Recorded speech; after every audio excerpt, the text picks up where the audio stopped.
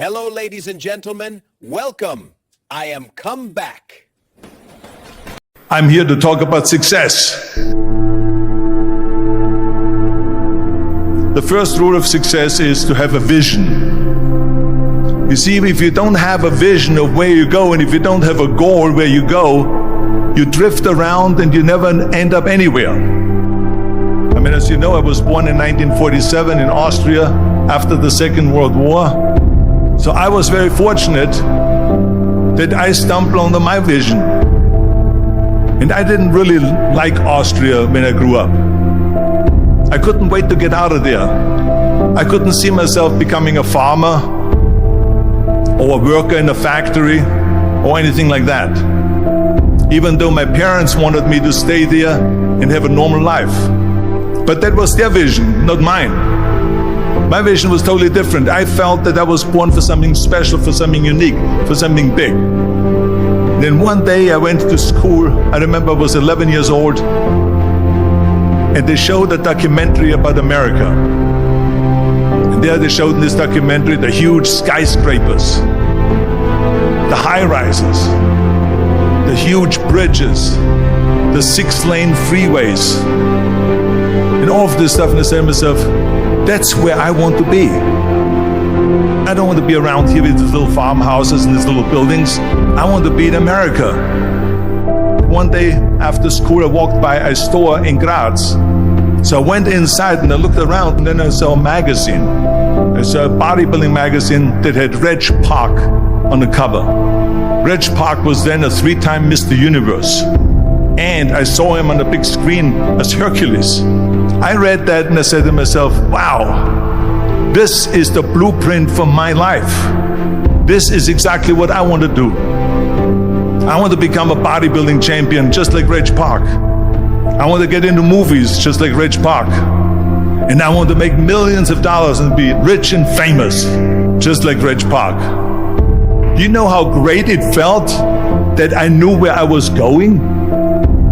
Imagine the majority of people don't know where they're going. I knew where I was going. That I'm going to become this bodybuilding champion just like him. So it was just a question of how do you do it?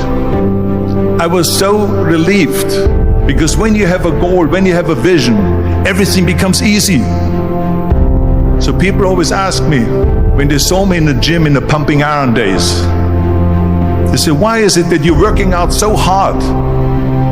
5 hours a day, 6 hours a day, and you have always a smile on your face. And I told people all the time, I said, because to me, I'm shooting for a goal. In front of me is the Mr. Universe title. So every rep that I do gets me closer to accomplishing that goal, to make this goal, this vision turn into reality.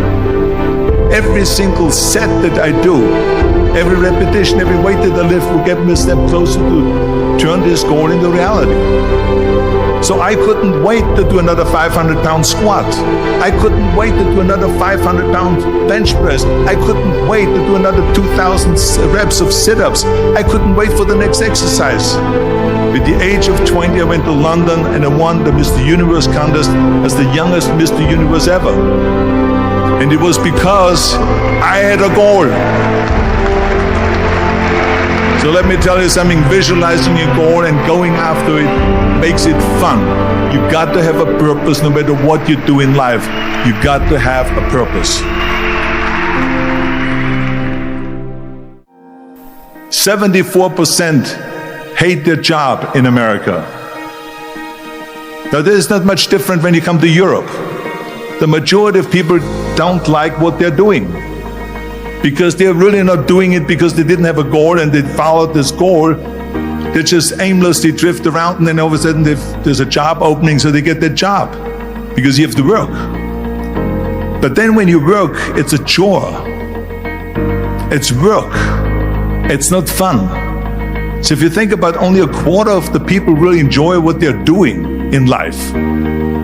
That is unbelievable if you think about it. So I felt so blessed that I knew what I was doing. It's like a medical student that studies and knows he wants to become a doctor. You know where to go. And the same thing is also in politics. I remember that in politics, I had a very clear vision. that I will be the leader of California. This is as far as I could go because I was not born in America, so I could not run for president. So being the governor of the fifth largest state, the largest state, the fifth largest economy in the world, was for me really the ultimate title, the ultimate accomplishment in politics. So even though people came up to me and says, why don't you go and run for something smaller, you're never gonna make it. I ran for governor, and then 2 months later I became governor of the state of California. Again, because I had a very clear vision what I'm gonna do with California. So that's rule number one, have a vision. Rule number two is, don't listen to the naysayers. Don't listen to the naysayers.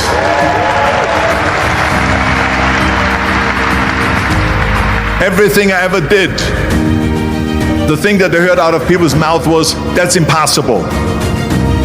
That can't be done. Or no. That is exactly what I heard, and of course I proved to the people that it can't be done. So whenever someone said to me, it can't be done, I heard, it can be done. When they said no, I heard yes. And when they said it's impossible, I heard it is possible. I'm a strong believer of what Nelson Mandela said, that everything is always impossible until someone does it.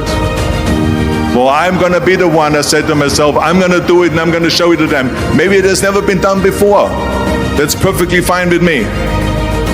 But I'm going to do it. And I did not listen to the naysayers. It's all about the hard work that you put in.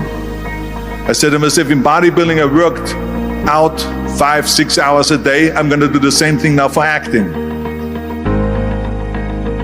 And of course I went to college to study English. I studied the accent removal, acting classes, and all of this stuff all day long. I worked and I worked and I worked. And within a short period of time I made one movie called Hercules in New York, which of course went right into the toilet. But it didn't discourage me. I still had the same vision. And then all of a sudden I did Streets of San Francisco. I did Stay Hungry and Pumping Iron and The Villain. And then all of a sudden I was asked by Dino De Laurentiis and by Universal Studio to star in Conan the Barbarian. And after I did Conan the Barbarian, the director at the press conference said to the press, the director was John Milius, he said to the press, if we wouldn't have had Arnold, we would have had to build one. So think about that. The very body that they said can never be sold because the time is wrong, a few years later, I'm doing Conan the Barbarian, and it was the #1 hit at the box office when it came out in the summer of '82.